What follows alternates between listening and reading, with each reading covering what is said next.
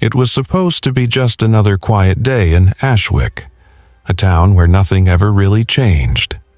A place where time seemed to slow, where the rhythmic ticking of clocks defined life itself. But something was off.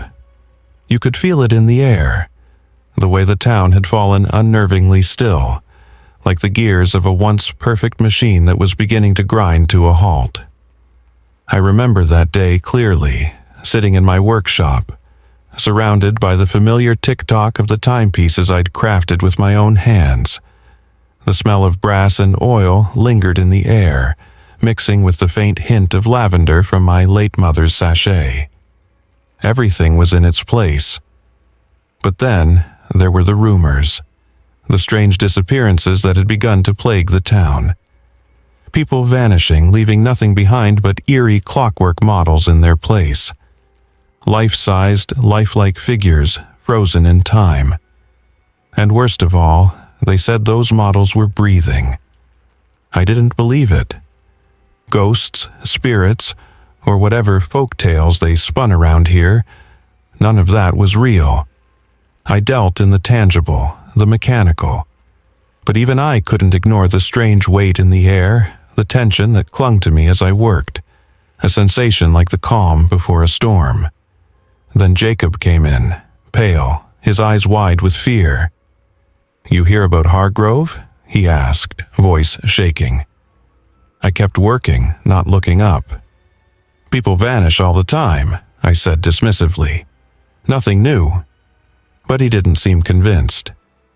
"Not like this, Eliza. You've seen those things they leave behind. Clockwork, like something you'd make. They say the models are breathing." My fingers froze, the tiny screwdriver slipping from my grasp. "Breathing?" I asked, finally meeting his gaze. The fear in his eyes wasn't exaggeration. It was real. Before I could say anything else, I heard it. A hum. So faint at first, I thought it was just the sound of the wind.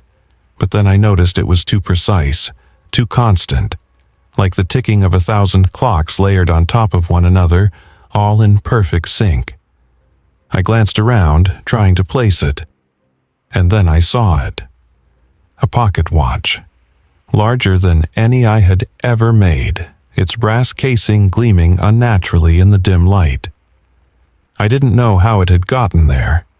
It hadn't been there a second ago. It was covered in strange runes that seemed to move when I wasn't looking directly at them, and the hands, they ticked backward. Slowly, deliberately, the watch's hands spun in reverse, glowing faintly from within. "That yours?" Jacob asked, his voice quivering. I shook my head, reaching for it. The moment my fingers brushed the cool metal, everything changed. The hum grew louder, the room seemed to tilt, and the air grew thick, heavy, as if I were drowning in it. The shadows on the walls stretched unnaturally, curling like fingers reaching out to grab me. The ticking from the clocks around me stopped, and in the silence the sound of my own heartbeat became deafening. Before I could say a word, the watch clicked loudly, and the room, it didn't just shake, it tore apart. The walls seemed to twist and collapse, folding into themselves with a grinding, mechanical noise. The world blurred, distorted like melted wax, and in that moment I felt the ground beneath me disappear. I was falling. "Eliza," Jacob's voice echoed, but it was swallowed by the hum, his figure flickering like a candle in the wind before vanishing entirely. And then everything went dark. It wasn't the empty, peaceful darkness I had expected. No, this was different. Alive. Whispering. I could hear voices calling my name, pulling me deeper into the void. I tried to scream, but no sound came. And just when I thought I would be lost forever, a flash of blinding light erupted from the pocket watch in my hand. My body slammed into something solid. Cold, sharp air rushed into my lungs as I gasped. I opened my eyes, but what I saw wasn't Ashwick. The town was gone. I lay in a forest. No, not a forest. The trees gleamed like polished iron, their bark metallic and cold. Above, the sky was an endless stretch of black, filled with stars that ticked in unison with the rhythm of my heart. They were mechanical. Everything was mechanical. And the watch in my hand, still ticking, still alive. What had happened to me? What was this place? And why was I holding this cursed thing, this key to a nightmare that seemed to stretch beyond time itself? It was only then I understood. This wasn't just a story of disappearances. This was my story now, one I could never escape. I woke to the sound of ticking. At first, it was distant, almost like the rhythmic murmur of waves crashing far away. But as I became more aware of my surroundings, it grew louder, sharper, cutting through my thoughts. I pushed myself up, my cheek pressed against cold ground. But it wasn't soil. No, it was something far worse. Metal, smooth like glass, etched with faint swirling patterns. I gasped for air, my breath catching as my mind tried to piece together what was happening. The forest around me, it wasn't anything like the woods I knew. The trees, if you could call them that, towered impossibly high, their trunks made of iron, rising like jagged spires toward a sky so black it seemed to devour everything beneath it. Their branches twisted together like the teeth of massive gears, clicking softly with every subtle movement. And the leaves, or whatever you'd call them, were thin, razor-like sheets of metal, clinking softly as they tinkled in a breeze that didn't exist. The air, it was thick, with the sharp scent of oil and rust, burning my throat as I tried to breathe. My hands trembled as I pressed them against the ground, trying to steady myself. I couldn't make sense of it. The ground itself was a bizarre patchwork of tarnished brass and gleaming steel, with metallic grass that hissed as it swayed, whispering a sound so faint it was almost like the world itself was alive. But it wasn't just the world around me that was alive. The ticking, the relentless ticking. It was everywhere, steady, unforgiving, coming from every direction and from none. I didn't know what to do, so I clutched the pocket watch. The weight of it in my hands was grounding, though its presence felt anything but reassuring. The runes on its surface glowed faintly, casting shifting patterns of light across my trembling fingers. It was alive. I was certain of it. It felt like it was breathing in sync with me, its ticking matching my heartbeats, deep and steady. "Where am I?" I whispered into the silence, though I had no expectation of an answer. "Not where you were supposed to be, that's for sure," a voice called from behind me, smooth and lazy, like the person speaking had all the time in the world. I spun around, my grip tightening on the watch. A man was standing there, leaning casually against a tree, though it was hard to even call it a tree. Its form was jagged and mechanical, much like everything else in this place. The man was tall and wiry, his cloak tattered and gray, blending in with the metallic hues of the forest. His face was shadowed beneath the brim of a battered hat, but his eyes, they gleamed unnaturally, bright and sharp, like firelight reflected in polished steel. "Who?" I started to ask, but he raised a hand. "Let me guess, you touched something you shouldn't have." He nodded toward the watch, the faintest smirk playing at the corner of his lips. "That's usually how this starts." I felt the frustration boil inside me. "Who are you? Where is this place? What's happening?" He straightened, his smirk fading as he stepped closer. "Theo," he said simply. "And this?" He spread his arms wide, gesturing to the eerie forest around us. "This is what happens when someone messes with time and doesn't clean up the pieces." I narrowed my eyes, trying to process his words. "I don't know what you're talking about. This watch..." "Isn't just a watch," Theo interrupted. "It's a key, a cursed one at that." He tilted his head, his gaze sharp as he studied me. "Funny thing is, it shouldn't be in your hands. So, the real question is, who are you?"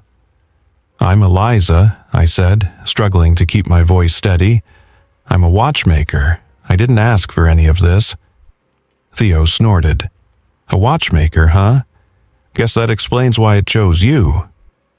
He turned and began to walk, gesturing for me to follow. "Come on, standing around here isn't safe." I hesitated. "Why should I trust you?" "You don't have to," Theo said without turning around.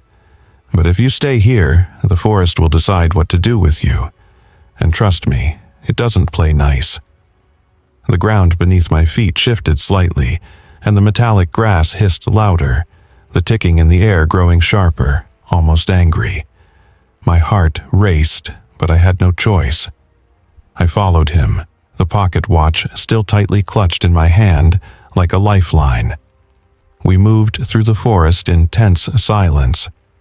The trees loomed overhead, their branches creaking and groaning as they twisted and shifted, and strange mechanical creatures with too many legs scuttled in the shadows, their glowing red eyes flickering like dying embers. The mercury streams whispered as they flowed, their surfaces rippling with ghostly reflections, none of which resembled us. "What is this place?" I finally whispered. "Think of it as a fallout zone," Theo replied. "A realm caught between moments, where time splintered and left behind its scraps. The Clockmaker built it, or at least he tried to, but now it's alive, and it doesn't take kindly to intruders." The Clockmaker? The name sent an ice-cold shiver down my spine, though I had no idea why. Theo glanced at me, his expression unreadable. "You'll meet him soon enough. If we're lucky, we'll get out before he notices we're here." We emerged into a clearing where the forest opened up into a vast expanse of grinding gears and cogs, some the size of houses, clashing slowly with a rhythm that felt both deliberate and unnerving. At the center of it all, towering above the mechanical chaos, stood a massive tower, shimmering like molten silver. It rose endlessly into the black sky, its upper reaches disappearing into the void. From its base, faint beams of light pulsed outward, synchronized with the ticking. I stared, awe and dread twisting in my chest. "What is that?" "The Clockmaker's tower," Theo said grimly. "The heart of this place, and the source of your trouble." Before I could say anything else, the pocket watch in my hand grew warm, the ticking quickening. The runes on its surface flared brighter, and for a brief moment I could have sworn I heard a voice, a faint, anguished whisper, calling my name. Theo's eyes darkened. "We need to move. Now." "Why?" I demanded, my frustration growing. "What's going on?" Theo didn't answer. Instead, he drew a blade from beneath his cloak, its edge glowing with the same strange runes as the watch. "Because he knows you're here." And somewhere deep within the tower I heard it, the low, metallic laugh of something that wasn't human. And I knew then, with a bone-deep certainty, that my nightmare had only just begun. The ticking grew louder with every step we took, burrowing into my skull like an endless drumbeat. The rhythmic sound seemed to vibrate the very air around us, and I could feel it pulsing through my bones as we approached the base of the tower. Each step I took echoed against the cold metallic ground, but it was swallowed up by the immense structure looming above us. The tower. It wasn't just a building. It felt alive, as though it breathed. Its surface shimmered and shifted, massive gears exposed and grinding with deliberate, steady precision. Theo pushed open a tall, arched door, and it groaned like an ancient hinge, sending a shiver down my spine. The air inside was thick and damp, smelling of oil. No, something else too. something sharp, like blood tinged with rust. The dim light cast long shadows along the walls, flickering faintly from unseen sources, and I felt like I was walking into something ancient, something dangerous. I followed Theo cautiously, my fingers brushing against the pocket watch in my coat pocket. The warmth from it seeped through the fabric, reminding me it was still there. The ticking never stopped. It felt like the very walls of this place were alive with the rhythm, as if the tower itself were a giant clock and I was trapped inside it. Theo stopped abruptly, raising his hand for silence. "We're here," he said, his voice low, almost reverent. I stepped around him and froze. Before us was a vast circular chamber. The ceiling stretched impossibly high into darkness, and the walls were lined with glass cases, each one meticulously crafted, each one holding an uncanny figure. My breath caught in my throat. The figures inside the cases were clockwork people, eerily lifelike, frozen in poses that looked so real it made my stomach churn. An old woman sat knitting, her copper fingers working invisible yarn. A young man leaned casually against the glass, his brass joints gleaming faintly. A child stood with a lollipop frozen halfway to their lips, the tiny gears clicking faintly as though they were mid-movement. "They're alive," I whispered, the words feeling like a betrayal to my own mind. "No," Theo said grimly, his voice cutting through the stillness. "They're not alive, not anymore. These are the ones he's taken. The Clockmaker doesn't just replicate them, he drains them, leaves them as hollow shells to fuel his machine." I stepped closer to one of the cases, my eyes drawn to the intricate craftsmanship. Every detail was perfect. The woman's freckled cheeks, the strands of copper hair cascading over her shoulder, but her eyes, they were lifeless, staring into eternity, fixed on something beyond the glass. A chill ran down my spine. "This is—" I trailed off, unable to find the words. My fingers brushed the edge of the glass, cold and unyielding. "Monstrous," Theo finished, his voice dark with a kind of hopelessness. "And it's only the beginning." A noise broke the silence, a soft, rhythmic tapping. It sounded like a child's fingers drumming on a window, and it made my skin crawl. I turned sharply, my eyes scanning the room, until I found the source. A young girl pressed her hands against the inside of one of the glass cases. Her face was pale, tear-streaked, and her movements were fluid, human, not like the mechanical figures around her. Desperation flashed in her wide eyes as she pounded on the glass, mouthing something I couldn't hear. "She's real!" I gasped, rushing toward the case, my heart hammering in my chest. Theo grabbed my arm, yanking me back. "Wait, it could be a trick." "No," I snapped, wrenching my arm free. "She's alive." I crouched in front of the case, my breath shallow, as I met the girl's frightened gaze. She mouthed one word over and over, her lips trembling. "Help." I pressed my hand against the glass, and the girl mirrored my gesture. For a moment, the ticking seemed to fade, replaced by the soft sobs coming from the girl. The desperation in her eyes was like a knife in my chest. "What's your name?" I whispered, my voice barely audible. "Iris," she breathed, her voice a whisper through the barrier. Before I could say anything else, the air grew colder. A sharp, metallic scent filled my nose, and the ticking returned, louder, more insistent. The glass cases began to vibrate, rattling softly, and the mechanical figures inside began to stir, their joints creaking as they moved. Theo drew his blade, its runes flaring to life with a chilling blue glow. "He knows we're here," he said, his voice tense. "We need to leave, now." The chamber grew darker as the shadows stretched and warped. From the far end of the room, a figure began to emerge. Tall, slender, and unnervingly precise in its movements. The Clockmaker. His mask glinted in the dim light as he stepped forward, each motion deliberate, mechanical. His voice rang out, cold and calculating. "You trespass in my sanctuary," he said, his voice an echo in the vast chamber. "Time is not yours to meddle with." I stood, instinctively placing myself between Iris and the Clockmaker. "She's just a child," I said, trembling but trying to hold my ground. "Let her go." The Clockmaker tilted his head, the ticking from his mask growing louder. "All things serve the greater design," he said. "Perfection requires sacrifice." Theo stepped forward, his blade raised. "Sacrifice this," he muttered under his breath, slashing through the air.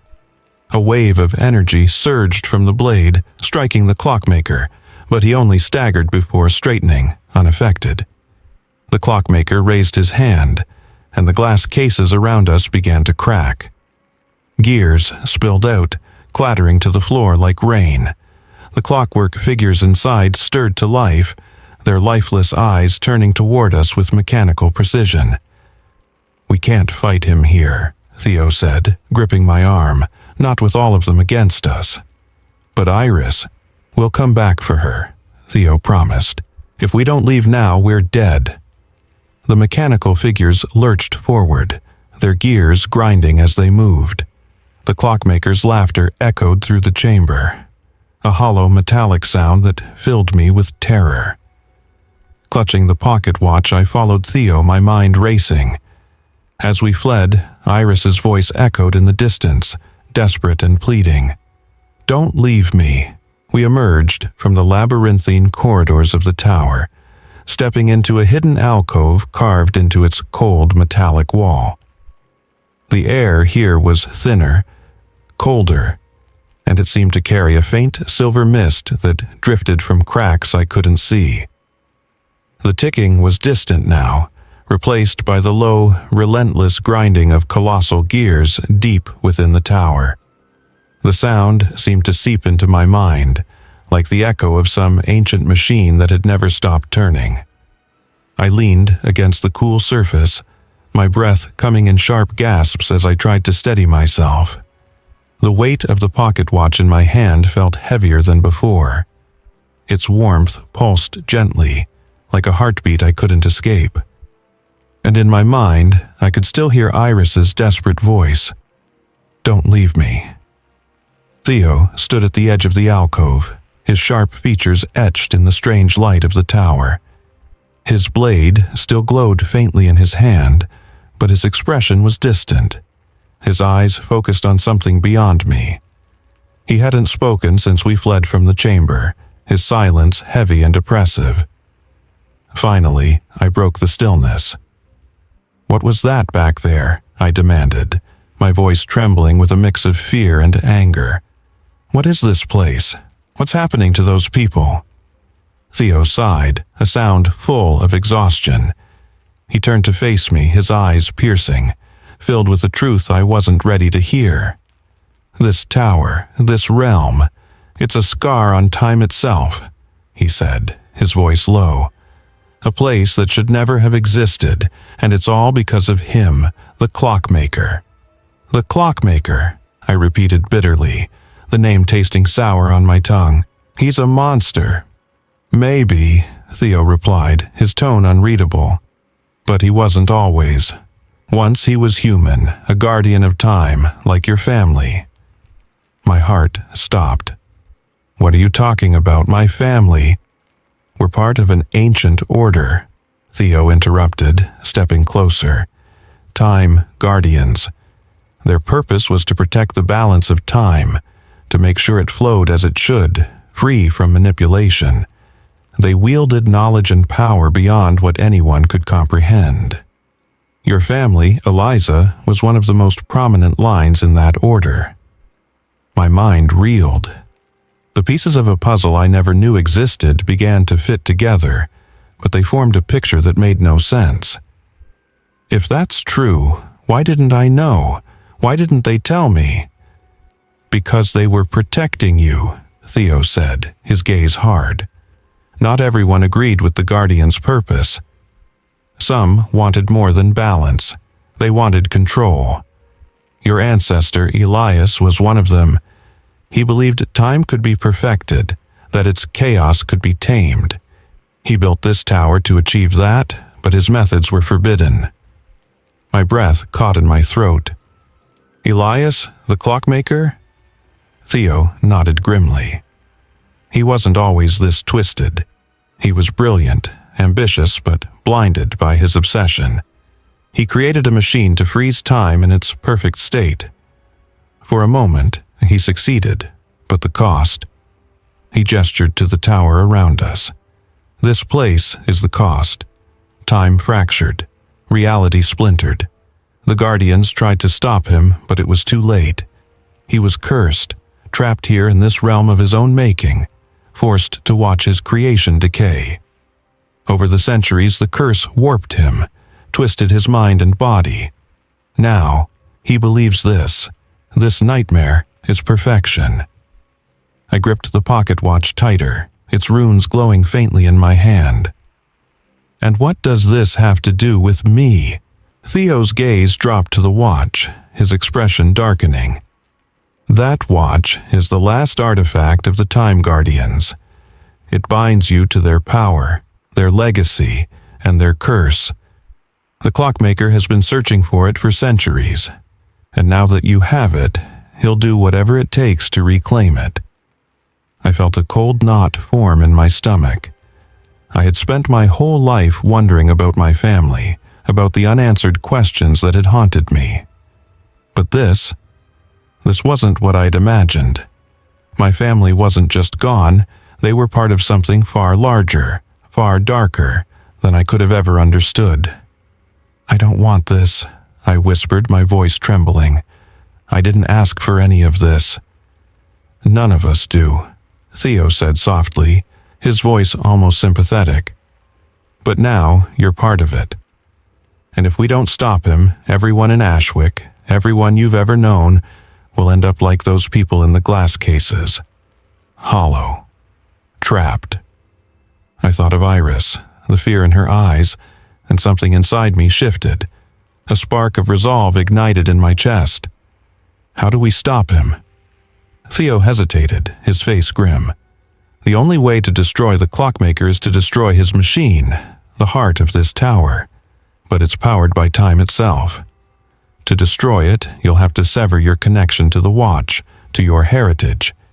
If you do, you'll lose everything that ties you to your family's legacy.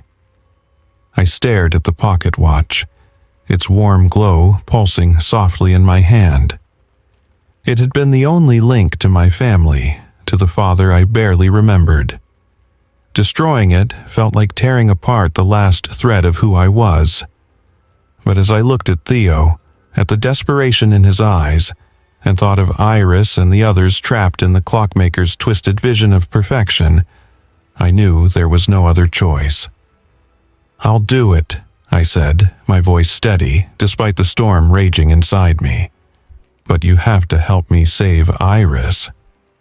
Theo's lips quirked in a faint, sad smile.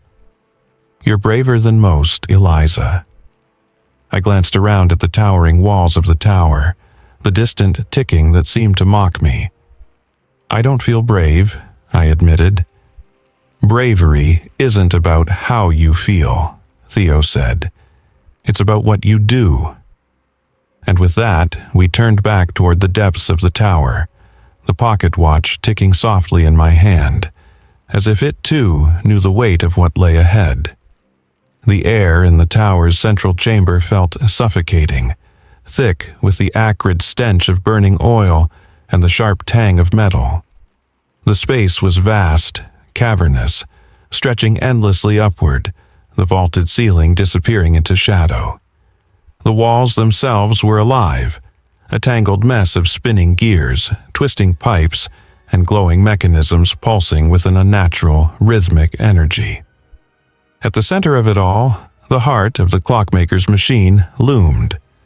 a monstrous construct of brass and crystal, its gears grinding together with a sound that almost seemed human, groaning, sighing, whispering. Theo and I stood at the edge of the chamber, our footsteps muted against the metallic floor. His rune-etched blade cast a faint wavering glow, the shadows it created dancing across the walls. My fingers clutched the pocket watch tightly, the ticking growing louder and more urgent, as though the watch itself was reacting to the chaos around us. My eyes were drawn to the heart of the machine. It pulsed with a sickly, golden light, its crystalline core swirling with fragments of frozen moments. A mother cradling her child, a man laughing mid-toast, a couple locked in a kiss. Each image flickered and overlapped, trapped in an endless loop, their beauty twisted into something grotesque. My stomach churned at the sight, as though the very air itself was poisoned by the machine's power. Theo's voice broke the heavy silence, low and sharp with warning. "Stay close. He's here." And with those words, the ticking in the air grew deafening, a symphony of chaos that reverberated through the chamber.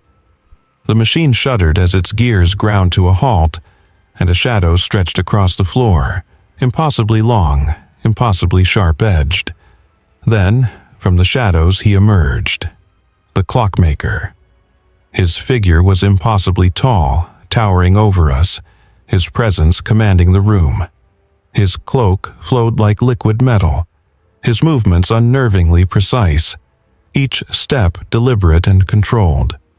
The mask that concealed his face glinted in the faint light, the intricate runes etched into its surface, runes that mirrored the ones on the pocket watch in my hand. The hands of the clock on his mask spun erratically, a stark contrast to his slow, measured steps. "You've come far," his voice rang out, cold and smooth, like a melody of steel and disdain. "Farther than most, but it ends here." I stepped forward, my grip tightening on the pocket watch. "You're wrong. We're here to stop you." The Clockmaker tilted his head, his mask's spinning hand slowing to a halt. "Stop me," he laughed, the sound like the grinding of gears. "You misunderstand, child. I am not your enemy. I am your legacy." He gestured to the machine behind him, the pulsing light casting his shadow across the room. "Look at it. Perfection. A world free of chaos, free of pain, free of time's cruel decay. This is what your family once dreamed of, what they failed to achieve. But you, Eliza, you can finish what they started." My breath caught in my chest. "What are you talking about?" "You carry their blood," the Clockmaker said, his voice softer now, almost gentle. "The watch chose you because you are their heir. Their vision lives within you, whether you acknowledge it or not.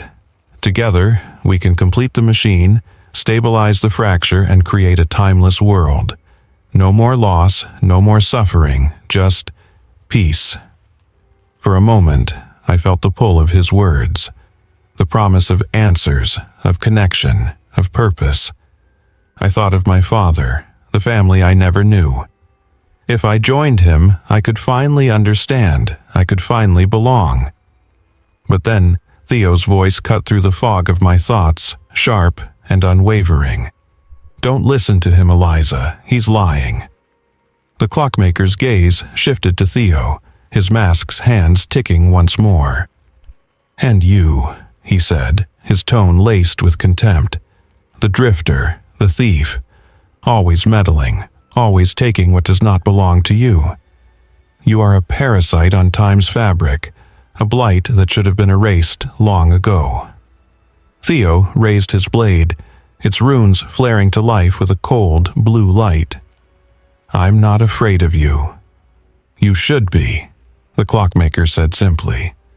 I stepped between them, my voice trembling but resolute. "No, this ends with me."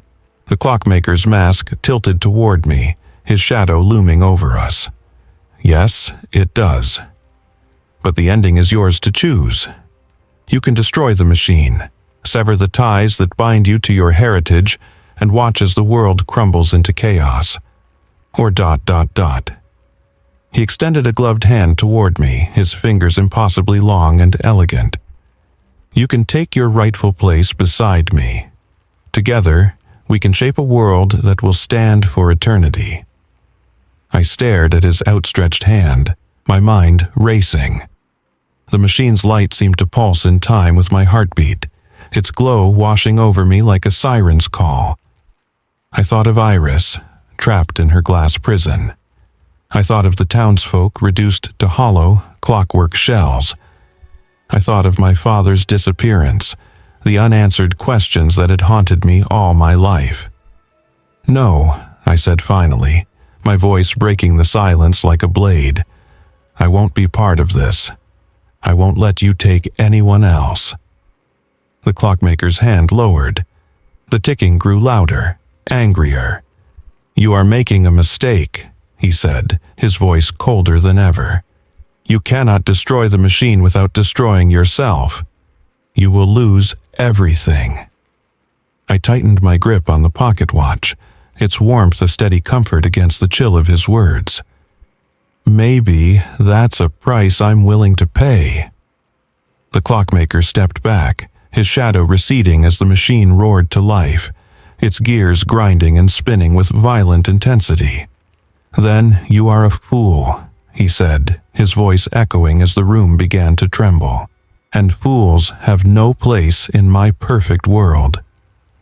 The ground beneath us shook, and the chamber filled with the sound of shattering glass as the machine's crystalline core began to fracture. Theo grabbed my arm, pulling me back as the machine's light flared, casting our faces in stark relief. "You know what you have to do," Theo said urgently. "It's the only way." I nodded, my heart pounding as I turned toward the machine, the pocket watch clutched tightly in my hand. The clockmaker's shadow loomed behind me, but I didn't look back.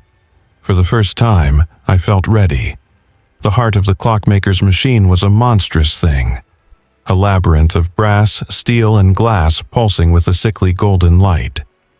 Gears the size of carriages turned slowly, grinding out a sound that seemed to reverberate in my chest. Tubes of shimmering liquid snaked across its surface, flowing upward into a massive crystalline core that hung suspended in the air, glowing like a captive sun. Within that core, fragments of frozen moments swirled and collided, memories and lives trapped in an endless, timeless loop. I stood at the edge of the platform, the pocket watch gripped tightly in my trembling hands. The heat radiating from the machine was oppressive, beads of sweat forming on my brow. The ticking of the watch grew erratic, as if protesting what I was about to do, but it was too late to turn back now. Behind me, the clockmaker's voice sliced through the chaos, cold and commanding. "You do not understand what you are about to destroy. This machine is the culmination of centuries of knowledge. It is the key to perfection, to a world without pain, without loss. Do you think you can replace that with chaos and imperfection?" I turned to face him, my expression fierce despite the fear gripping my chest. "What you call perfection is a prison," I spat. "A nightmare you've trapped yourself in. You're not saving anyone, you're stealing their lives." The clockmaker's mask tilted slightly, the hands on its face spinning backward. "They are preserved," he said, his voice softening, almost mournful. "Free from the decay of time, free from suffering." "No," I said, my voice steady. "They're not free. They're gone." His hand rose, and the machine roared in response. The gears spun faster, the golden light blinding as it intensified, bathing the room in its unholy glow. The glass cases scattered around the chamber began to vibrate, their contents stirring as the clockwork replicas of Ashwick's townsfolk came to life. Their mechanical limbs twitched as if waking from a long, unnatural sleep. Theo stepped forward, his blade raised, its runes glowing fiercely. "Eliza, you have to move. Now!" I glanced back at him, my heart pounding. "I know." With a deep breath, I turned back toward the machine, the pocket watch warm in my hand. Its runes glowed faintly, mirroring the light of the machine. I could feel the pull of it, a connection I couldn't explain, a tether to something far greater than myself. The clockmaker's voice rang out, sharp and desperate. "If you destroy that watch, you destroy your heritage, your family's legacy, everything that makes you who you are." I froze. His words struck deep within me. I thought of my father, of the questions that had haunted me since his disappearance. I thought of the longing I'd always felt, the need to understand where I came from. Destroying the watch meant severing that connection forever. "Don't listen to him," Theo shouted, his voice cutting through my doubt. "You know what you have to do." The clockmaker stepped forward, his shadow stretching across the platform. "You will regret this," he said, his voice low and dangerous. "You cannot undo what you destroy. Once it is gone forever." I gripped the pocket watch tightly, my mind racing. For a moment I hesitated, the weight of the decision pressing down on me. But then I thought of Iris, of the fear in her eyes as she pounded against the glass. I thought of the townsfolk, their lives stolen, their bodies reduced to hollow shells, and I thought of what my family would have wanted me to do. With a cry of defiance, I hurled the pocket watch into the heart of the machine. The reaction was immediate. The crystalline core shattered with a deafening roar, sending shards of golden light cascading through the chamber. The gears groaned and splintered, grinding to a halt as the machine began to collapse. The golden light flickered and dimmed, replaced by a deep, pulsing red that bathed the room in an eerie glow. The clockmaker let out a wail, his voice echoing through the chamber as his form began to flicker and dissolve. "You do not understand," he cried, his voice filled with anguish. "You've doomed us all." The platform beneath us trembled violently, the ground cracking and splitting as the tower began to collapse. Theo grabbed my arm, pulling me away from the edge. "We have to go." But I hesitated. My eyes were fixed on the clockmaker. For a moment, I didn't see a monster, but a man. A broken, tragic figure consumed by his own obsession. His mask fell away, revealing a face weathered by time, his eyes filled with regret. "Go," he whispered, his voice barely audible. "Before it's too late." I nodded, my chest tight as I turned and ran, following Theo toward the exit. The chamber crumbled around us, the walls collapsing as the machine exploded in a burst of light. The tower shook violently, the air filled with the sound of shattering glass and grinding metal. We barely made it out, diving through a portal that opened in the last moment. I hit the ground hard, gasping for breath as the world around us stabilized. I looked up to see the tower crumbling into nothingness, its form dissolving into streams of light that faded into the void. It was over. But as I clutched the empty space where the pocket watch had been, I felt a pang of loss I couldn't quite name. The connection to my family was gone, severed forever. I was free, but at what cost? The morning light spilled over the town of Ashwick, golden and soft, casting long shadows across the cobblestone streets. The air was crisp and cool, filled with the faint scent of damp earth and pine from the nearby forest. But there was something unsettling about the stillness. The usual sounds, the chatter of townsfolk, the clatter of market stalls, were absent. There was only silence, broken occasionally by the rustle of leaves in the breeze. I stood in the middle of the town square, my boots scuffing against the stones as I took in the scene.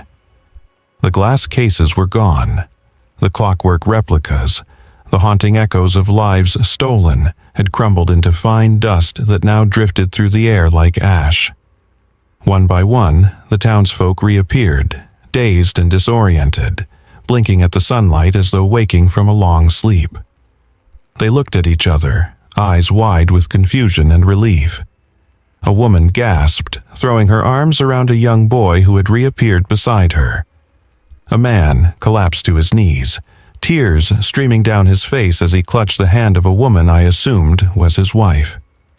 The square buzzed with murmurs and cries of joy as families reunited, the nightmare of the Clockmaker's curse finally broken.